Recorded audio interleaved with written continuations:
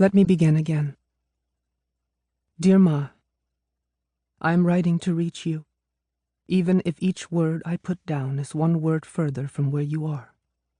I am writing to go back to the time at the rest stop in Virginia when you stared, horror-struck, at the taxidermy buck hung over the soda machine by the restrooms, its antlers shadowing your face.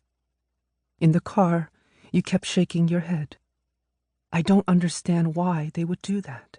Can't they see it's a corpse? A corpse should go away, not get stuck forever like that.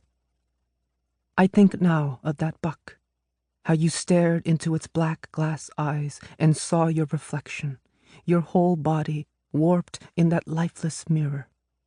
How it was not the grotesque mounting of a decapitated animal that shook you, but that the taxidermy embodied a death that won't finish, a death that keeps dying as we walk past it to relieve ourselves.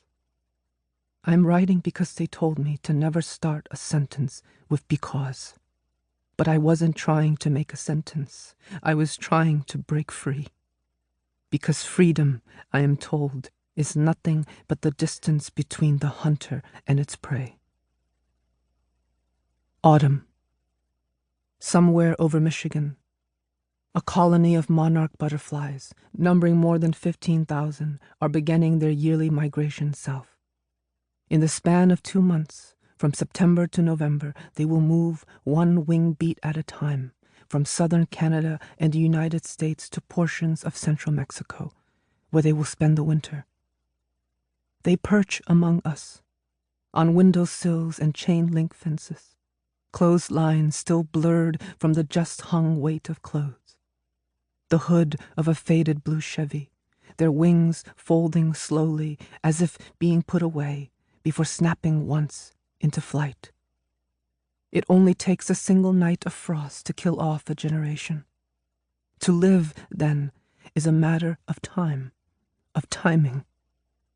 That time when I was 5 or 6 and, playing a prank, leapt out at you from behind the hallway door, shouting, "Boom!" You screamed, face raked and twisted, then burst into sobs, clutched your chest as you leaned against the door, gasping. I stood bewildered, my toy army helmet tilted on my head. I was an American boy parroting what I saw on TV. I didn't know that the war was still inside you, that there was a war to begin with, that once it enters you, it never leaves, but merely echoes, a sound forming the face of your own son. Boom. That time, in 3rd grade, with the help of Mrs. Callahan, my ESL teacher, I read the first book that I loved, a children's book called Thunder Cake by Patricia Polacco. In the story, when a girl and her grandmother spot a storm brewing on the green horizon, instead of shuttering the windows or nailing boards on the doors, they set out to bake a cake. I was unmoored by this act, its precarious yet bold refusal of common sense. As Mrs. Callahan stood behind me, her mouth at my ear, I was pulled deeper into the current of language. The story unfurled. Its storm rolled in as she spoke, then rolled in once more as I repeated the words. To bake a cake in the eye of a storm, to feed yourself sugar on the cusp of danger.